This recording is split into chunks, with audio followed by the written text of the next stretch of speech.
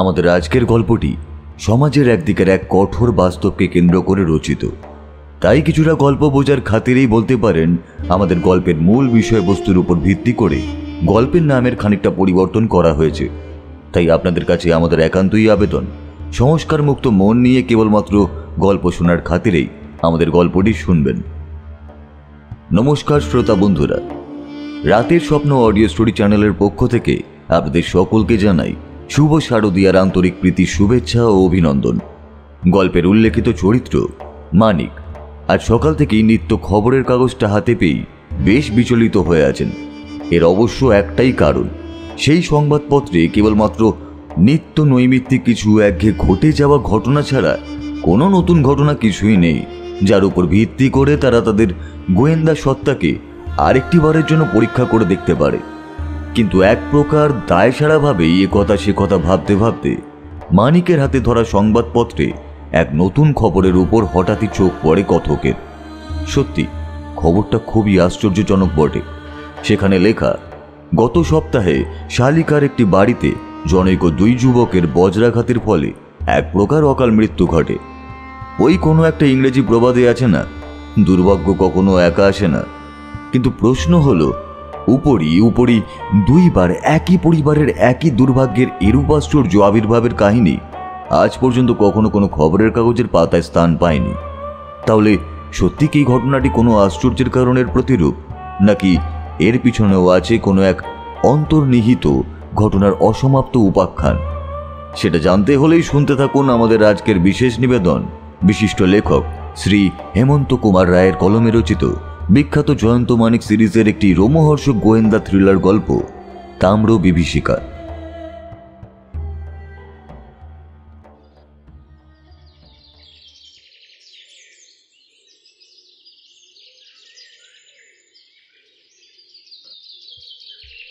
মানিক চেঁচিয়ে পড়ছিল খবরের কাগজ। শ্রোতা হচ্ছে জয়ন্ত। সে চোখ বুজে ইজি চেয়ারে শুয়ে আছে। তার মুখে বিরক্তির লক্ষণ। কোনো খবরেই নতুনত্ব নেই। খুনিরা খুন করছে সেই পুরনো উপায়। চোররাও চুরি করবার নতুন পথ আবিষ্কার করতে পারছে না। সাধু এবং অসাধু সব মানুষই হচ্ছে একই বাধা পথের পথিক। মানিক একটা নতুন খবর পড়ছে। অদ্ভুত দৈব দুর্ঘটনা। গত সপ্তাহে শালিকার একটি বাড়িতে অজিত কুমার বসু নামক জনৈক যুবক বজ্রাঘাতে মারা পড়িয়াছিল। এই সংবাদ আমরা যথাসময়ে পত্রস্থ করিয়াছি। গত পরশু রাতে আবার সেই বাড়িতেই অজিত কুমারের দ্বিতীয় ভ্রাতা অসীম কুমারের মৃত্যু হইয়াছে ওই বজ্রাঘাতের ফলেই। ইংরেজি প্রবাদে বলে, দুর্ভাগ্য কখনো একা আসে না। কিন্তু উপরি দুইবারই একই পরিবারে একই দুর্ভাগ্যের এমন আশ্চর্য আবির্ভাবের কাহিনী আমরা আর কখনোই শ্রবণ করি নাই। জয়ন্ত চোখ মেলে সোজা হয়ে উঠে বসে বলল, থামো মানিক, আপাতত আর কোনো খবর পড়ে শোনাতে হবে না। মানিক হেসে বললে, বুঝেছি। কি বুঝেছ? এই খবরটার ভেতরে তুমি চিন্তার খোরাক পেয়েছো। তা পেয়েছি বই কি। আমার পাপী মন একরকম এই অসম্ভব দৈব দুর্ঘটনাকে সহজে স্বীকার করতে রাজি নয়। ভগবানের হাতের আড়ালে আমি দেখছি মানুষের হাত। মানিক জবাব না দিয়ে কাগজখানা সামনের টেবিলের উপর রেখে দিল। জয়ন্ত খানিকক্ষণ স্তব্ধ হয়ে বসে রইল। তারপর বলল, এই টেলিফোনের রিসিভারটা এগিয়ে দাও তো। কাকে ফোন করবে? আমাদের বন্ধু গিরীন্দ্র চৌধুরীকে। ইন্সপেক্টর গিরীন্দ্র চৌধুরী? হ্যাঁ, তার কার্যক্ষেত্র তো এই অঞ্চলেই। হয়তো সে আমাদের এই অন্ধকার মনকে কিঞ্চিত আলোকিত করতে পারবে। যথা সময়ে ফোনের মধ্যে জাগ্রত হল গিরীন্দ্র চৌধুরীর কণ্ঠস্বর। গিরীন্দ্র, আমি জয়ন্ত। একই বাড়িতে বজ্রাঘাতে দুই ব্যক্তির মৃত্যু। এই ঘটনাটা কি তোমারই এলাকায় ঘটেছে নাকি? ওহ, বুঝেছি। মনসা পেয়েছে ধুনোর গন্ধ। তা ঠিকই আন্দাজ করেছো ভাই। ঘটনাস্থলে আমাকেও হাজির হতে হয়েছে বটে, কিন্তু ওই পর্যন্তই। মানে? মনের কোণে উকি ঝুঁকি মারছে সন্দেহ, কিন্তু সে সন্দেহ প্রকাশ বা পোষণ করার উপায় নেই। কেন? লোক দুটো সত্যি বজ্র বা বিদ্যুতের আক্রমণেই মারা পড়েছে। তবে এবার সন্দেহ কিসের? না, ঠিক সন্দেহ নয়, তবে মাঝে মাঝে পাচ্ছে যেন বিপরীত ইঙ্গিত। একবার বেড়াতে বেড়াতে আমার এখানে আসবে নাকি? নারাজ নই। জয়ন্ত ও মানিককে দেখে গিরীন্দ্র বললে, প্রথমেই তোমরা কি এক পেয়ালা কফি পান করতে চাও? জানো তো আমি চায়ের ভক্ত একেবারেই নই। জয়ন্ত বলল, কফি বা চা কিচ্ছু চাই না, আজ আমরা গল্প শুনতে এসেছি। তাহলে একেবারে গোড়া থেকে শুরু করি। হ্যাঁ, গৌরচন্দ্রিকাটা বাদ দিয়ে। শোনো, আজ 1 বছর হলো অমরনাথ বসু মারা গিয়েছেন। তিনি ছিলেন এক বিশাল জমিদার, যথেষ্ট স্থাবর ও অস্থাবর সম্পত্তির মালিক। অজিত কুমার, অসীম কুমার আর অমল কুমার হচ্ছে তাঁর 3 ছেলে। ছোট অমল নাবালক, 2nd ইয়ারের ছাত্র। অমরবাবুর একটি মাত্র মেয়ে সুষমা, তার বিবাহ হয়েছে। স্বামীর নাম সুরেন্দ্রনাথ মিত্র। সুষমার শ্বশুরবাড়ি বিদেশে, কিন্তু পিতার মৃত্যুর পর ভাইদের অনুরোধে স্বামীর সঙ্গে বাপের বাড়িতেই বাস করে। এই হচ্ছে গত আর বর্তমান পাত্রপাত্রীদের পরিচয়। প্রথমে অজিতে যখন বজ্রাঘাতে মারা পড়ে, ঘটনাটা আমার মনে স্থায়ী রেখাপাত করেনি। ডাক্তার বললে মৃত্যুর কারণ বিদ্যুতের আঘাত, কিন্তু গেল পরশু অসীমও ওইভাবে মারা পড়তে আমরা রীতিমতো চমকে গিয়েছি। এবারেও ডাক্তারের মুখে মৃত্যুর কারণ শুনলাম বটে, কিন্তু 2 সপ্তাহের মধ্যে একই পরিবারের ওপর বজ্রের এমন পক্ষপাতিত্ব খুবই বিস্ময়কর। অবশ্য 2টি ঘটনা রাত্রেই। মেঘাচ্ছন্ন সজল আকাশ থেকে বজ্রের হুঙ্কার আমরা সকলেই শুনেছি। তবে তুমি সন্দিগ্ধ হয়েছ কেন? 2 দিনই ঘটনাস্থলে গিয়ে 2টো মৃতদেহ ছাড়া বজ্রাঘাতের আর কোনো চিহ্নই আমরা দেখতে পাইনি। এছাড়া আর কিছু লক্ষ্য করেছো? করেছি। 2 দিনে লাশ পাওয়া গিয়েছে পূর্ব দিকের জানালার নিচে মেঝের ওপর। এও লক্ষ্য করেছি মৃত্যুর রাতে অজিত আর অসীম যে বিছানায় ঘুমিয়েছিল, খাটের শয্যার ওপরে সে প্রমাণের অভাব নেই। কিন্তু দুর্যোগময় রাত্রে তারা শয্যা ত্যাগ করে জানালার ধারে এসেছিলেন কেন? এই প্রশ্নের উত্তর কিন্তু আমি পাইনি। তাহলে তোমরা কোনো মামলা খাড়া করতে পারোনি? উঁচু মামলা দাঁড়াবে কিসের উপর? আরে প্রমাণ কই? সন্দেহ তো প্রমাণ বলে গ্রাহ্য হবে না। আচ্ছা, আমাকে একবার ঘটনাস্থলে নিয়ে যেতে পারো? অনায়াসে। সেখানে গিয়ে পৌঁছাতে 5-6 মিনিটের বেশি লাগবে না, কিন্তু সেখানে গিয়ে তুমি দেখবে কি? যা দেখবার তাই। গিরীন্দ্র হেসে উঠে বললে, কিন্তু আমি ভবিষ্যৎবাণী করছি, সেখানে গিয়ে আমরা যা দেখেছি তার চেয়ে বেশি কিছুই তুমি দেখতে পাবে না। এটা মামলায় নয়, আশ্চর্যভাবে দৈব দুর্ঘটনায় 2টো লোক মরেছে। এই মাত্রই আশা করি তোমার কথাই সত্য হবে। এখন চলো।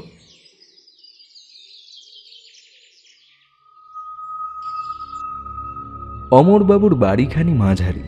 তার পূর্ব দিকে ট্রাম লাইনের পাতা রাস্তা, পশ্চিম দিকে খিড়কির পুকুর ও বাগান, এবং দক্ষিণ দিকে প্রতিবেশীদের বাড়ির সারি। গিরীন্দ্রের সঙ্গে জয়ন্ত ও মানিক রাস্তার দিকের দোতলার বারান্দায় এসে দাঁড়াল।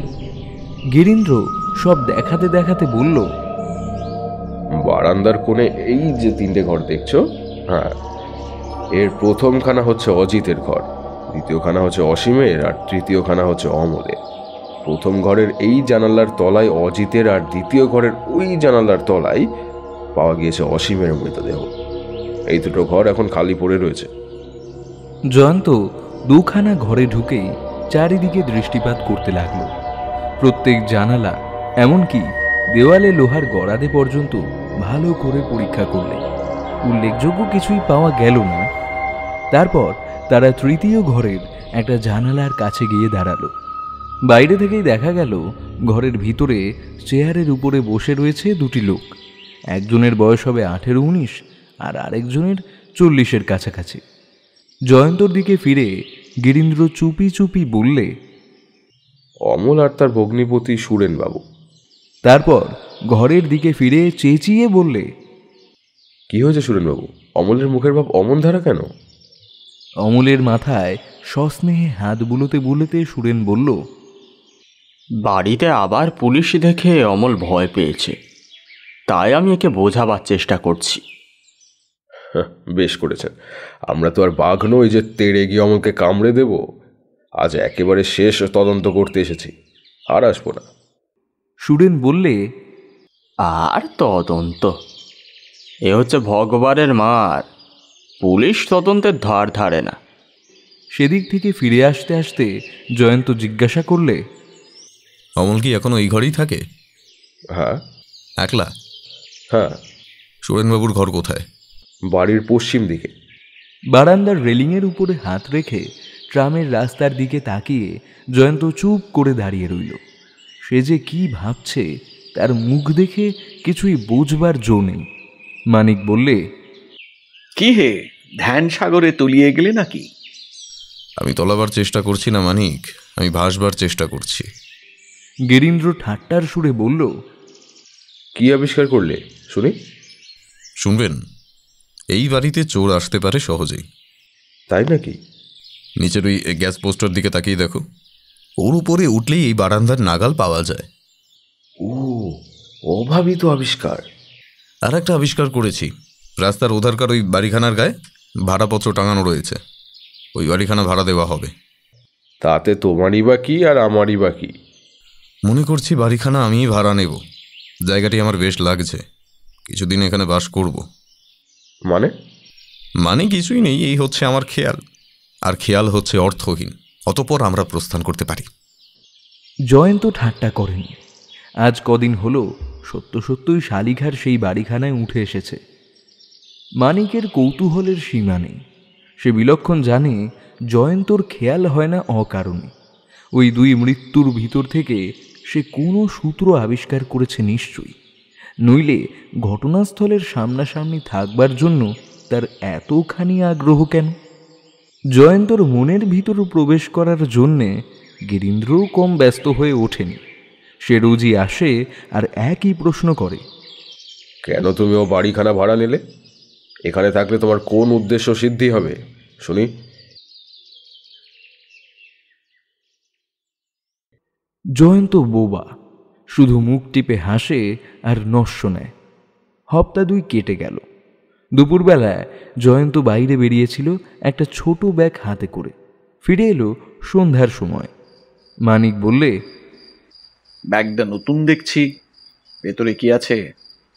ব্যাগটা সযত্নে আলমারির ভিতর পুরে রহস্যময় হাসি হেসে জয়ন্ত বলল, যথাসময়ে বুঝতে পারবে। মানিক রাগ করে বললে, এত লুকোচুরি কেন? প্রথম পরিচ্ছেদেই পরিশিষ্টের কথা বলে দিলে উপন্যাস পড়তে কারোর ভালো লাগে না। গোয়েন্দা কাহিনীর আর্ট প্রকাশ পায় লুকোচুরির ভেতর দিয়ে। রাত 11টা বেজে গেল। এই সময়ে নৈশ আহার শেষ করে জয়ন্ত শয্যায় গিয়ে আশ্রয় গ্রহণ করে। কিন্তু আজ সে খেয়ে দিয়ে রাস্তার ধারের জানালার সামনে চেয়ার টেনে নিয়ে বসে পড়ল। মানিক শুধলে, ঘুমোতে যাবে না? না। কেন হে? আমি দেখতে চাই আজ গভীর রাত্রে চাঁদের মুখে কালি ঢেলে গোটা আকাশ মেঘে মেঘে ছেয়ে যায় কিনা। তারপর হয়তো জাগবে হু হু ঝোড়ো বাতাস, হয়তো ঝরবে ঝোড়ো ঝোড়ো বাদল ধারা, হয়তো বাজবে ডিমি ডিমি বজ্র ডমরু। হঠাৎ উদ্ভট কবিত্বের কারণ কি? কবি হতে চায় না কে বলো? আকাশে তো দেখি প্রতিপদে চাঁদের প্রতাপ। কেমন করে আজ ঝড় বৃষ্টি নামবে? গণৎকার জানিয়ে দিলে। সে আবার কে? আবহবিদ্যা নিয়ে যাদের কারবার। জানো তো, আবহবিদ্যা জাহির করবার জন্য সরকারি অফিস আছে। আজ আমি সেখানে গিয়েছিলাম। খবর পেলাম আজ শেষ রাতের দিকে রীতিমতো ঝড় বৃষ্টির সম্ভাবনা আছে। তুমি ক্রমেই অন্যায় রকমের দুর্বোধ্য হয়ে উঠছ। আর তোমাকে বোঝাবার চেষ্টা করব না। আমি এখন ঘুমোতে যাই। তথাস্তু।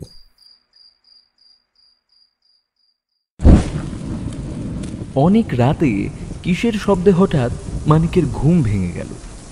ঘরের ভিতর হু হু করে জোর হাওয়া। ঘরের দরজাটা খোলা। জানালার সামনে চেয়ারের উপর জয়ন্ত নেই, তার বিছানাও শূন্য। বজ্রের হুঙ্কারে চমকে মানিক বাইরের দিকে তাকিয়ে দেখলে চাঁদের আলোর বদলে সেখানে দেখা যাচ্ছে কেবল অন্ধকারকে। বৃষ্টি নামার শব্দও শোনা গেল। তাড়াতাড়ি জানালা বন্ধ করতে গিয়ে মানিকের চোখে পড়ল আর এক দৃশ্য। অমরবাবুর বাড়ির সামনে গ্যাস পোস্টের উপরে একটা মূর্তি। পর মুহূর্তে মূর্তিটি ঝাঁপ খেল মাটির উপরে। গ্যাসের আলোকে চিনতে বিলম্ব হলো না। জয়ন্ত। মানিক হতভম্বের মতো দাঁড়িয়ে আছে। জয়ন্ত আবার এসে দাঁড়ালো ঘরের ভিতরে। তার হাসি হাসি মুখ। এসব কি জয়ন্ত? তুমি চোরের মতন অমরবাবুর বাড়িতে গিয়েছিলে? গিয়েছিলাম। তোমার পায়ে রাবারের জুতো, হাতে রাবারের দস্তানা। এ হচ্ছে ভালকানাইজার রাবার। আশ্চর্য। এর চেয়ে বেশি আশ্চর্য যদি হতে চাও তাহলে ছুটে যাও টেলিফোনের কাছে। তারপর? গিরীন্দ্রকে ফোন করো, বলো এখনই সদল বলে ছুটে আসতে। সে কি, এই রাতে, এই ঝড় জলে? হ্যাঁ হ্যাঁ হ্যাঁ, বোকার মতো দাঁড়িয়ে প্রশ্ন করো না। গিরীন্দ্রকে বলো এখনই সদল বলে অমরবাবুর বাড়িতে না গেলে এই মামলার কোনো কিনারা হবে না। ততক্ষণ আমি একটু বিশ্রাম করে নিই। অল্পক্ষণ পরেই একদল পাহারাওয়ালা নিয়ে গিরীন্দ্র এসে হাজির হলেন হন্তদন্তের মতো। সে কোনো প্রশ্ন করার আগেই জয়ন্ত বললে, এখন কোনো কথা নয়, এখনই আমাদের যেতে হবে অমরবাবুর বাড়ির ভিতরে। দারোয়ান দরজা খুলে দিয়ে এই অসময়ে পুলিশকে দেখে অবাক হয়ে গেল। জয়ন্ত সকলকে নিয়ে উঠে গেল একেবারে উপরে। রাস্তার ধারের বারান্দায় গিয়ে সে টর্চের আলো ফেললে। সেখানে পড়ে আছে একটা নিশ্চেষ্ট মূর্তি। গিরীন্দ্র সভয়ে বলল, বাবা, আবার বজ্রাঘাতে মৃত্যু নাকি? আরও এগিয়ে দেখো।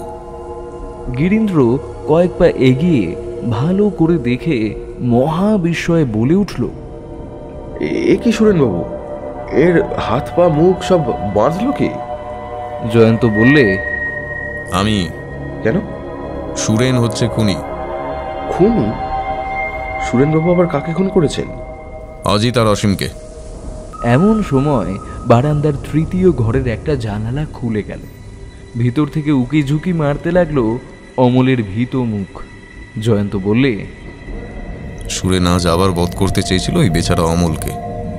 গিরীন্দ্র বললে, কিন্তু অজিত আর অসীমের মৃত্যু হয়েছে বজ্রাঘাতে। বজ্র তো সুরেনবাবুর হাতে ধরা নয়।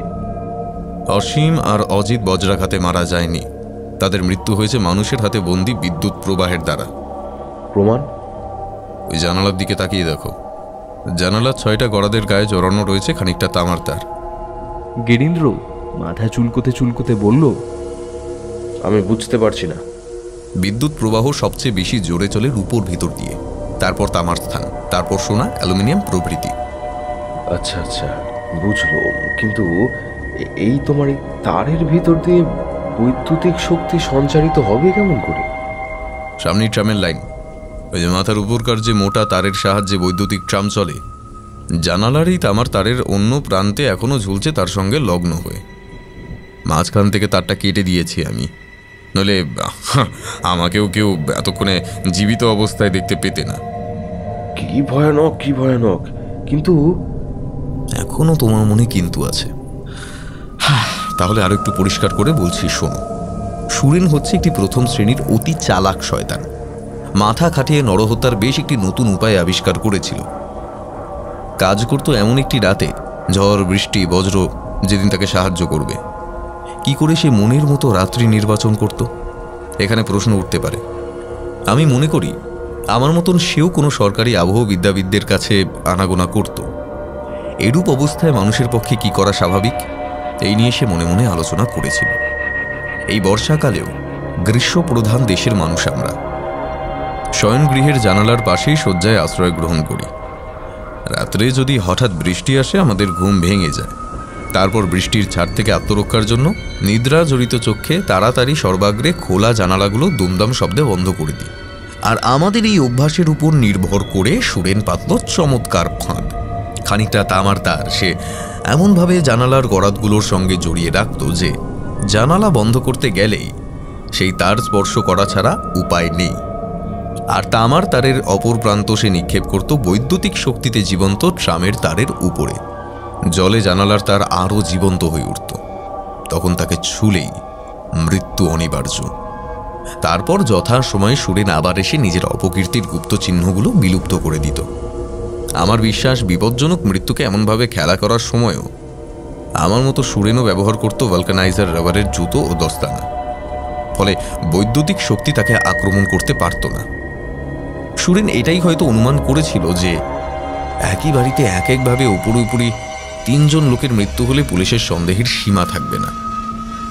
কিন্তু এটাও তার অজানা ছিল না যে আসল রহস্য আবিষ্কার করতে না পারলে যে কোনো সন্দেহই পঙ্গু হয়ে থাকবে, কারণ সন্দেহ ও প্রমাণ এক কথা নয়। কিন্তু সুরেন অতি চালাক কিনা, তার চক্রান্ত বুঝবার মতন লোকও যে পৃথিবীতে থাকতে পারে এটা সে ধারণায় আনতেই পারেনি। এই হচ্ছে অতি চালাকের দুর্বলতা। একই বাড়িতে উপরি 2 ব্যক্তির বজ্রাঘাতে মৃত্যু, অথচ ঘরে বজ্রাঘাতের চিহ্ন নেই এবং মৃত ব্যক্তিকে পাওয়া যায় ঠিক জানালার ধারে। এইসব অস্বাভাবিক ব্যাপার দেখেই আমি পেয়েছিলাম এর মধ্যে হত্যাকারীর হাতের সন্ধান। তারপর বারান্দায় দাঁড়িয়ে জীবন্ত তারের দিকে তাকিয়ে থাকতেই আমার মনে ফুটে উঠল সন্দেহের ভীষণ ইঙ্গিত। তারপর হত্যার উদ্দেশ্য খুঁজে পেতে বিলম্ব হল না। অমরবাবুর 3 পুত্রের সম্পত্তির মালিক হবেন তার কন্যা এবং সুরেন হচ্ছে সেই কন্যার স্বামী। ঘটনাস্থলের উপরে পাহারা দেবার জন্যই আমি সামনের বাড়িখানা ভাড়া নিয়েছিলাম। আবহবিদ্যাবিদ বললেন আজ গভীর রাত্রে ঝড় বৃষ্টির সম্ভাবনা। আমিও অবিজাগ্রত হয়ে উঠলুম বারান্দার উপরে চোরের মতন সুরেনের আবির্ভাব দেখে। চুপি চুপি গ্যাস পোস্টের সাহায্যে বারান্দায় উঠে অন্ধকারে লুকিয়ে রইলুম। তারপর সুরেনের মৃত্যু ফাঁদ পাতা যেই শেষ হলো, আমিও অমনি বাঘের মতন তার ঘাড়ের উপরে লাফিয়ে পড়লুম। আমি চেয়েছিলাম তাকে হাতে নাতে ধরে ফেলতে। সে টু শব্দটি করবার আগেই আমি তাকে বন্দি করে ফেললুম এবং তখনই কেটে দিলুম বৈদ্যুতিক শক্তিতে জীবন্ত মৃত্যু ফাঁদের ভার।